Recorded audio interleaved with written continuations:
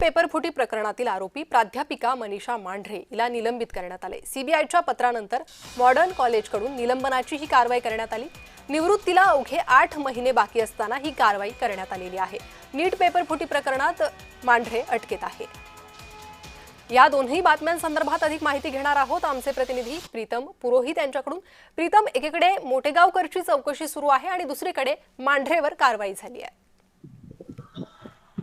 खरं तर प्रणिता, पाहिलं तर नीट पेपर फुटल्यापासून आतापर्यंत पुण्यातून 5 जणांना ताब्यात घेण्यात आलं। त्याच्यातील जे आहे पहिल्यांदा पीव्ही कुलकर्णी यांना ताब्यात घेतलं, त्याच्यानंतर मनीषा वाघमारे आणि तिसरं नाव आलं मनीषा मांढरे, त्याच्यानंतर शुभम खैरनार, त्याच्यानंतर धनंजय लोखंडे यांची नावे येत असताना अचानक क्लासवरती सगळी सीबीआयची चौकशी केली आणि क्लासमधील शिवराज मोटेकर याला देखील ताब्यात घेण्यात आलं। शिवराज मोटेकरने पहिल्यांदा काही समाधानकारक उत्तर दिली नाहीत म्हणून त्याला लातूरहून पुण्यामध्ये आणलं। पुण्यामध्ये 7 तास चौकशी झाली आणि काल सायंकाळी 7:15 वाजता त्याला अटक करून दिल्लीला रवाना करण्यात आलं आणि 9 दिवसांची पोलीस कोठडी ही सीबीआयला मिळालेली आहे। त्यांचे अरेस्ट ऑफ ग्राउंड काय काय आहेत तर मोटेगावकरनी हा संपूर्ण पेपर जो आहे तो लीक केला। काही लिखित पुरावे जे आहेत, विद्यार्थ्यांना तो पेपर लिहून दिला, त्याच्यानंतर ते डिस्ट्रॉय केले।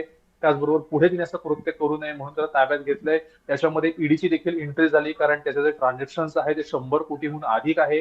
त्याच्यामुळे ईडीची त्याच्यामध्ये कारवाई होणं हे स्वाभाविकच आहे। त्याचबरोबर त्याला तात्काळ हे जे आहे ती अरेस्ट करण्यात आली आणि ती अरेस्ट त्याला सांगितलं की तुम्हाला आता आम्ही तात्काळ अरेस्ट करतोय, कारण जर शिक्षा जरी 60 वर्षाहून अधिक असेल तर त्यांना कोणत्याही प्रकारची नोटीस देता येत नाही, तात्काळ त्यांना अटक करू शकतो। आता मोटेगावकरनी हे सगळे ट्रान्झॅक्शन कोणाच्या नावावर केलेत, किती विद्यार्थ्यांना पेपर पुरवलेत, किती पालकांचा सहभाग आहे, ह्याची सगळी चौकशी चालू आहे। आणि पहिलं जे सीबीआयने कारण दिलेलं आहे त्यांनी सांगितलं की मोठं सिंडिकेट आहे, मोठं षडयंत्र आहे आर्थिक म्हणजे पैसा कमवण्यासाठी, त्यासाठी मोटेगावकरांनी त्यांचा वापर केलेला आहे आणि जे नॅशनल टेस्ट एजन्सीचे सगळे पेपर सेट करणारे होते त्यांच्या सोबतच त्यांनी हा सगळा पेपर लीक केलेला आहे। त्याच्यामुळे ते पहिलं ग्राउंड पकडून त्यांना ताब्यात घेतलं। ताब्यात घेतल्यानंतर त्यांची समाधानकारक उत्तरं दिली नाहीत, पुढे ती समाधानकारक उत्तर देतील, त्याच्यामध्ये अनेक नवीन नावं समोर येतील। त्यामुळे आता मोटेगावकरची चौकशी सुरू आहे, मांढरेवर कारवाई झालेली आहे, त्यामुळे आता या प्रकरणात पुढे आणखी काय कारवाई होते त्याकडे लक्ष लागलेलं आहे।